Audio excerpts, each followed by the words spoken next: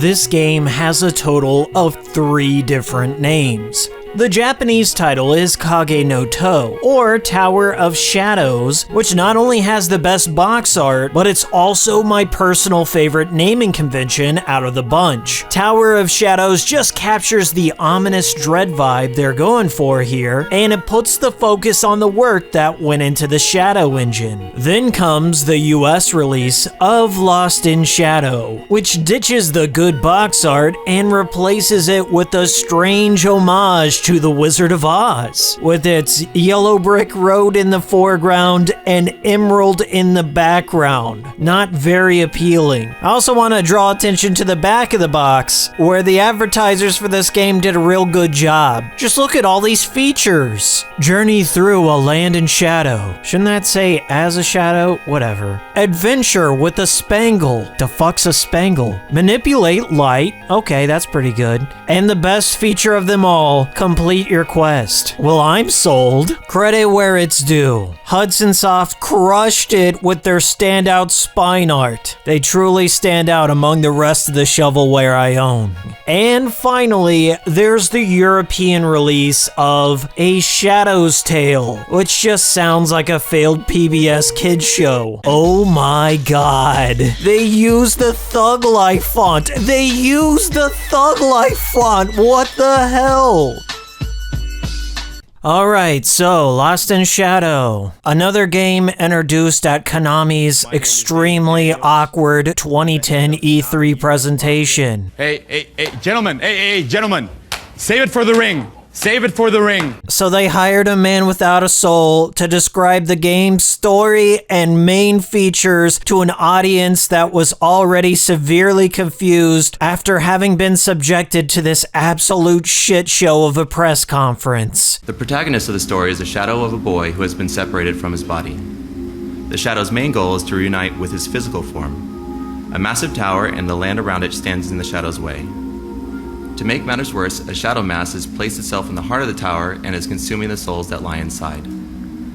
All is not lost as the boy's shadow is armed with various swords to fight the mass and shadows. Wow. Okay, so the game's story here is fairly basic. There's an unnamed boy bound by some mysterious force at the top of this mysterious tower, and a mysterious cloak guy comes out of the mysterious tower and uses his mysterious sword to cut the mysterious shadow from the mysterious boy, which falls down the mysterious tower to the mysterious earth, and a mysterious fairy named Spankle A flying fairy called Spangle wakes the young boy's shadow, and that's our setup. Got it? The game deliberately keeps most of its story aspects vague, and the majority of the game's biggest mysteries will not be solved by the end.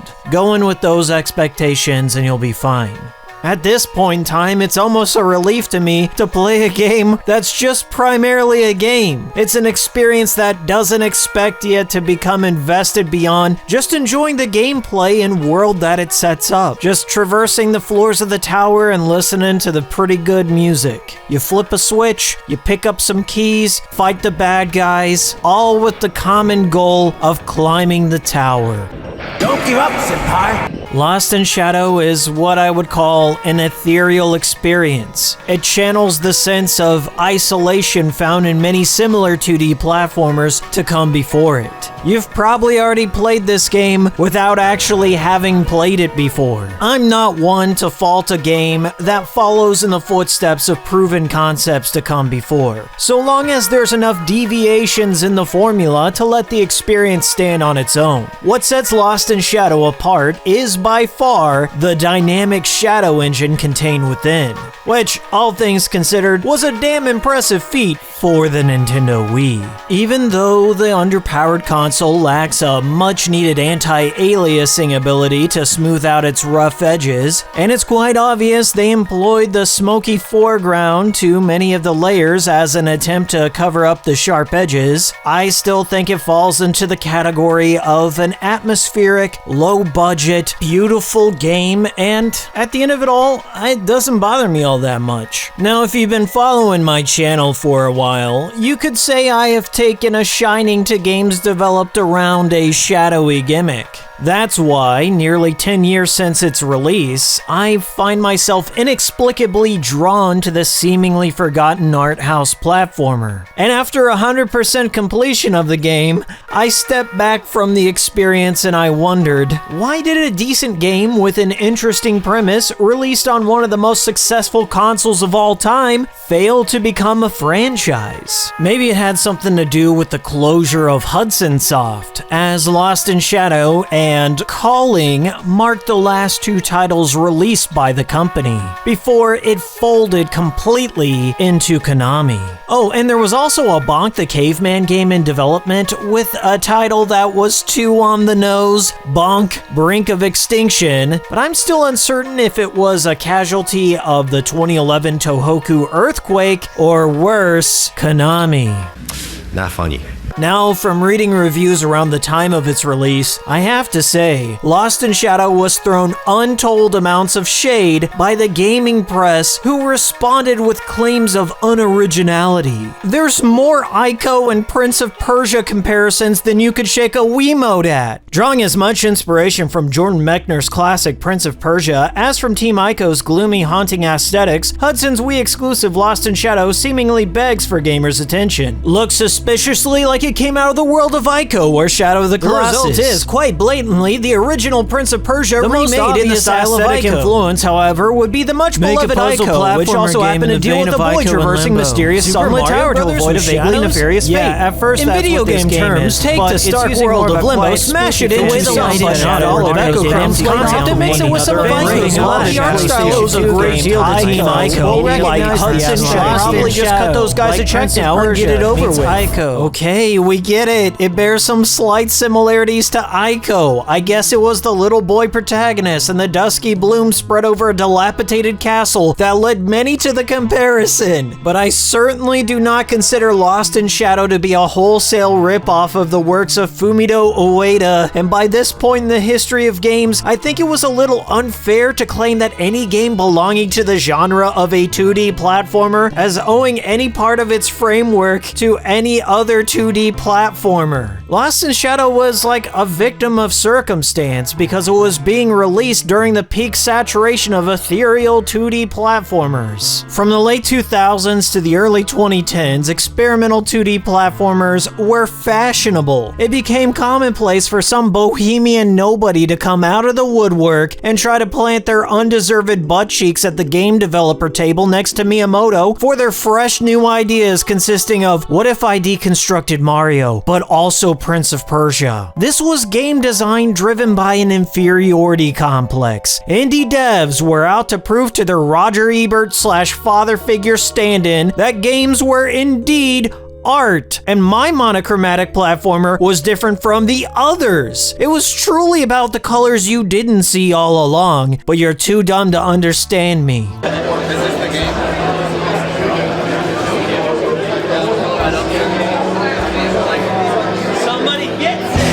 So, when a game like Lost in Shadow came out with nothing to prove in the subtext of its story, just wanted to be a fun platformer with its own spin on the genre, it suddenly found itself ostracized from the cool kids' lunch table and forced to sit with the Hikikomoris in the corner next to the vending machines. It's alright, bud. There's a spot for you here with us. Lost in Shadow was the creation of our shadowy director Osamu Tsushiyashi. You've never heard of him. He was most known for designing the Korin Rinpa marble games on the Wii, which are highly addictive physics-based platformers with shades of Monkey Ball.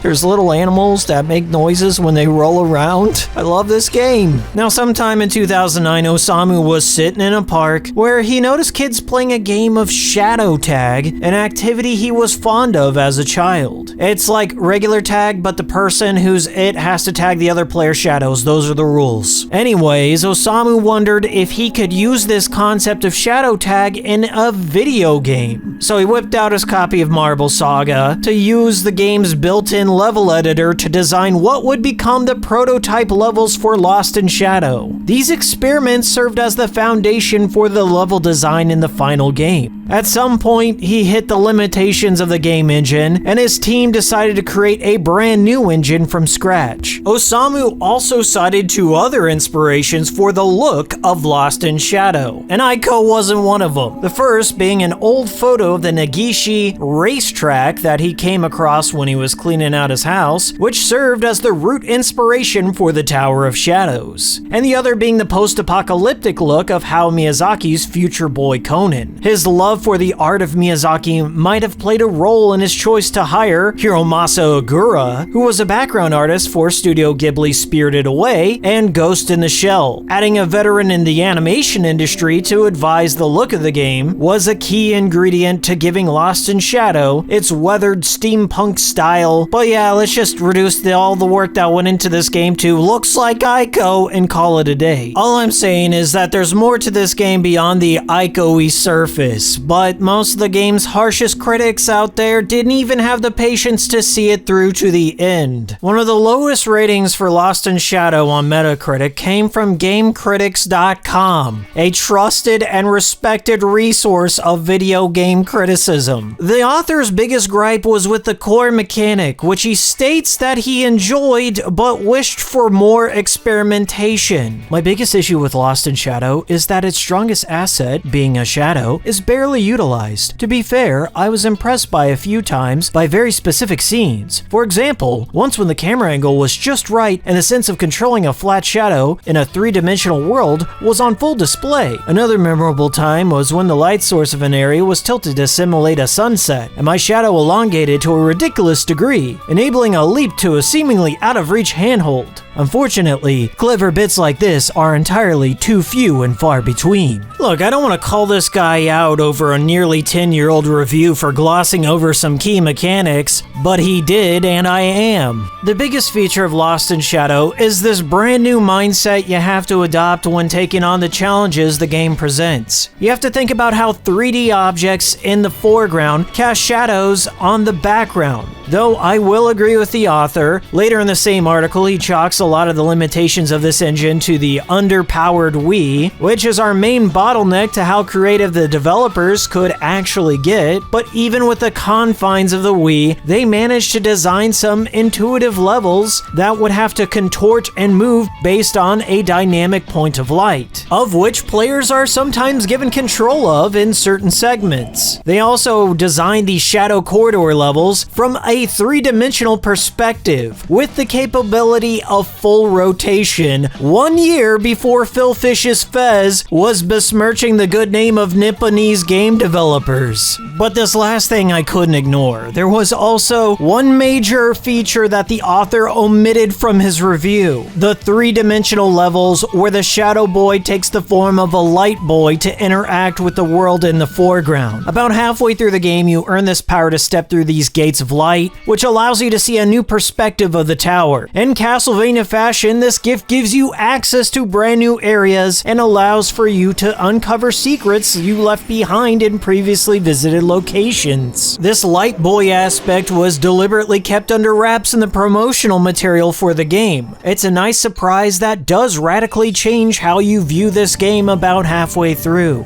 Oh, wait a minute. What about this segment? Disclosures. This game was obtained via publisher and reviewed on the Wii. Approximately 5 hours of play were devoted to the single-player mode, and the game was not completed. Okay then. Transparency in action. He only played 5 hours, less than a full shift at a job, then he wrote up a review, slapped on a low score, considered the review good enough to print, and now that 4.0 out of 10 will permeate in the aggregated ether of Metacritic for all of eternity. That seems fair. Alright, full disclosure from me. I'll admit the game has a relaxed pace that drip feeds the player new mechanics, enemies, and fragments of the story across 100 or so floors and shadow corridors combined. It's not a game that I recommend trying to rush through in one sitting, but just maybe tackle 10 floors at a time. For a platformer, it has a longer length than most others in the same genre, and some people out there might see it as just padding things out to justify the original price point of $40. But after knowing what I know now, I just see it as the developers being a little too over-enthusiastic about their new engine and overloaded the game with levels. I maintain that the stretched length of the game pays into the overall mystery. For all the time you spend in the tower traversing the dark corridors, picking up little hints of what's going on in the story, and overall just losing your sense of self by listening to the airy, morose soundtrack, you get put in this lonely headspace. There's a bit of horror creeping its way into the experience the further you get into it. Gradually, the lonely nature of the world builds a sense of longing within. All you want to do is get to the top of the fucking tower and leave behind this dreary purgatory of shadows once and for all. And from the rote repetition, by the end comes relief. The game just plays around with the idea of contrast. Sometimes you're traversing a peaceful ruins overtaken by nature, or a residential area, once home to the citizens of the tower. Then the game drops a big old load of juxtaposition in your face and throws you into an inverse world of spikes and monsters with an abstract glitch gaze soundtrack. Don't ask me what's going on. There's no grand lessons to be learned or statements about the folly of mankind to ponder. Lost in Shadow is just an interesting showcase of a concept put into motion on a console incapable of fully realizing the director's true vision. It's sad. The ending implies that the world is populated by more towers, and the quest was only getting started, and perhaps the developers had more ideas for a follow-up, but just weeks after the release of the game, Hudson was folded into Konami, and the chance of a sequel was, well, lost in the shadows of Hudson's closure.